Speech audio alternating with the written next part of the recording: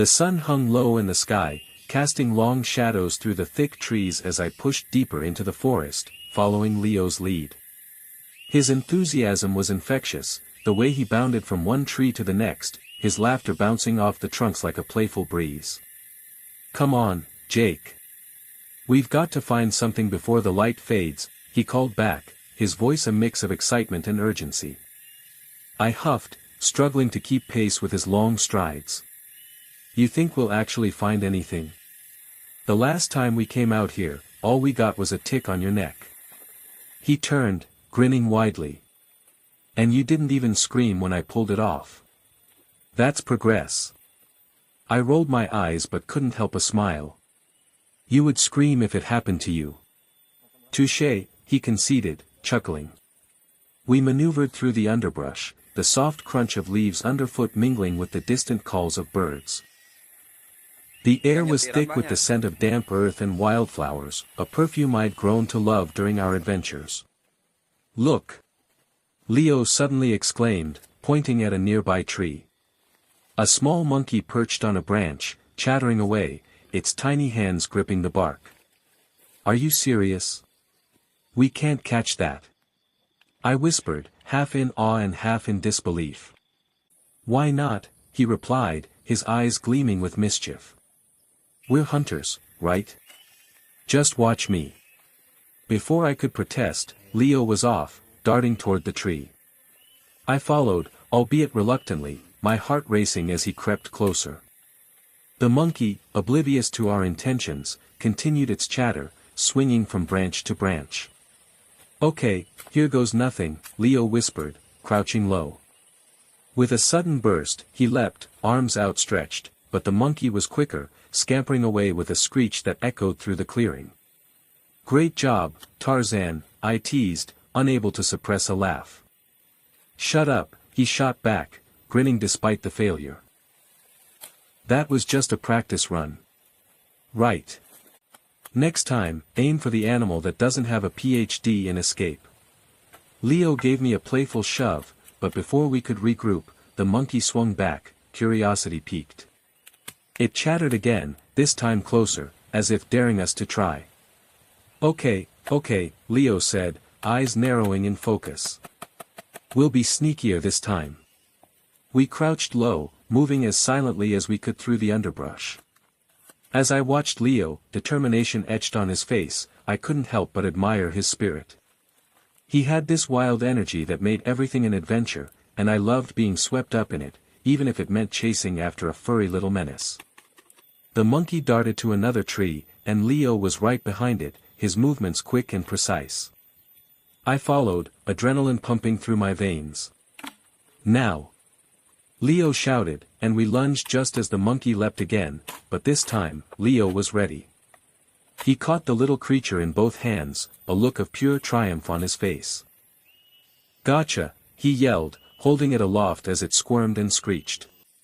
"Are you crazy? Let it go," I exclaimed, half laughing, half worried. "Relax, I'm not going to hurt it. We need to cook, remember." The monkey wriggled fiercely, its tiny hands grasping at the air. "Fine. But hold it away from your face. It looks like it's about to bite." With a grin, Leo carefully set the monkey down on the ground, watching as it scampered off into the foliage. "See? No harm done," he said, puffing out his chest as if he'd just won an Olympic event. "Yeah, except we still need to eat." Leo's expression shifted from triumph to contemplation. "All right, let's find something else."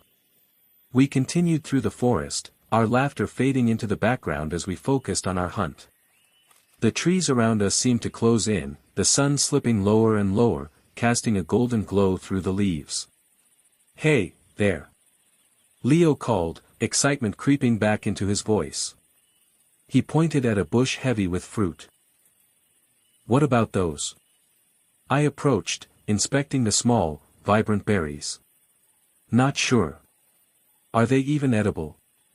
"Only one way to find out," he said with a grin. "Yeah, and I'd rather not be your test subject," I replied, glancing around. "We could try to catch a rabbit or something." Leo waved me off. Rabbits? Too fast. Berries are easy. He plucked a few and popped them into his mouth, chewing thoughtfully. Dude. What if they're poisonous? He shrugged, his mouth still full. Tastes fine to me. I watched him for a moment, then decided to join in, plucking a handful of the bright berries. I was cautious, inspecting them closely before tasting. The burst of flavor was sweet and tangy, a welcome surprise. Okay, not bad, I admitted, grinning. See? I'm a genius. Leo laughed, stuffing his pockets with more berries. Genius or not, we still need to cook. Right, let's find some bamboo. We can make a fire pit and cook those berries up. We wandered deeper into the woods, the sounds of rustling leaves and distant animal calls surrounding us. I felt the thrill of adventure thrumming in my veins, a sense of freedom only the wild could provide. After a short trek, we stumbled upon a cluster of bamboo shoots. Perfect! Leo exclaimed, darting toward them. These will make great skewers. We set to work, cutting the bamboo with careful precision. Leo chatted animatedly about his plans for the evening, visions of a grand feast dancing in his head. It was hard not to get caught up in his enthusiasm. Imagine the stories we'll tell, he said, grinning as he tied the bamboo together. A legendary feast in the heart of the forest. Yeah, but we need to catch something to cook first, I reminded him, glancing around for any signs of life. Don't worry, we'll figure it out. This is just the beginning. We finished constructing our makeshift cooking area and set about gathering kindling.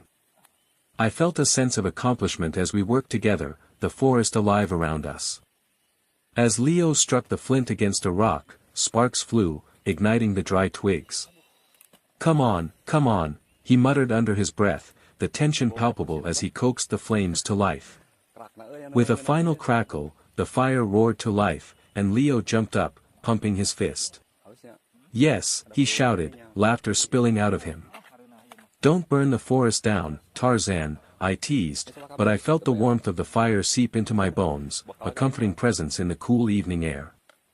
With the flames licking the air, we prepared our catch of berries on the bamboo skewers, watching as they sizzled and caramelized.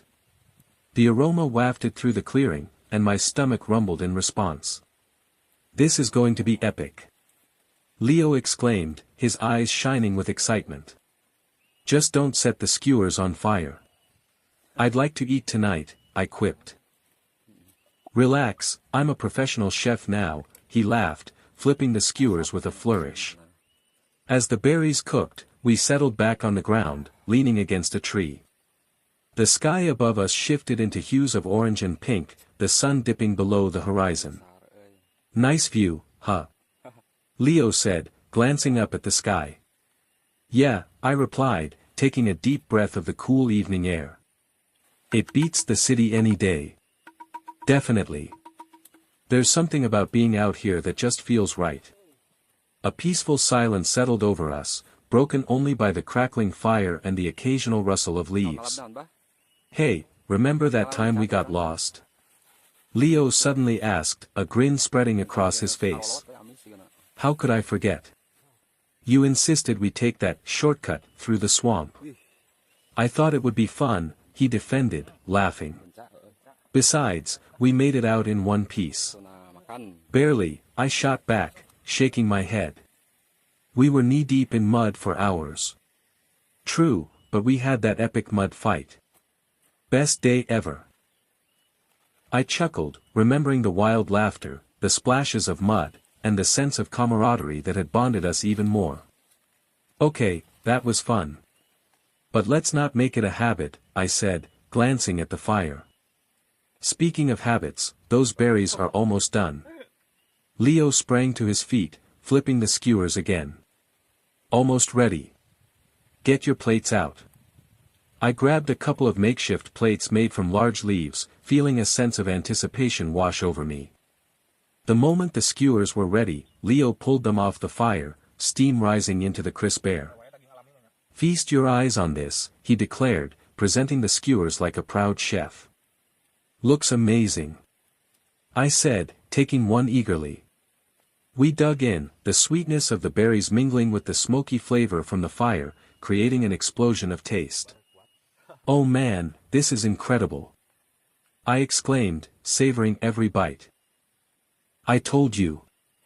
Nothing beats a meal cooked in the wild," Leo said between mouthfuls, his laughter ringing out, pure and unrestrained. We shared stories as we ate, laughter echoing through the trees, the bond between us growing stronger with every passing moment.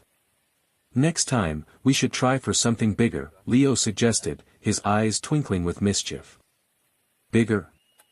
Like what? Maybe a deer? Or a bear?"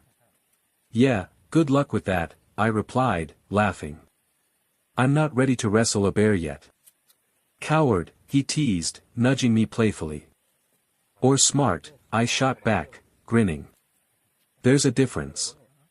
As darkness enveloped the forest, we continued to share stories and laughter, the fire flickering in the night.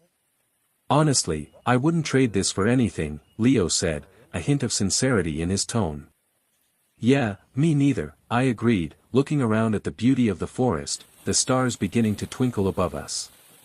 In that moment, I felt a deep appreciation for the adventure we were on.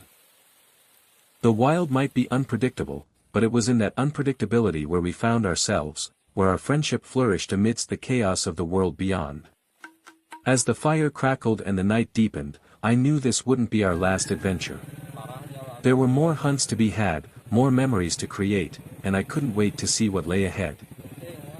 Thank you for watching, and don't forget to subscribe to Funny Scenes to attend such amazing travel, hunting, and adventure vlog.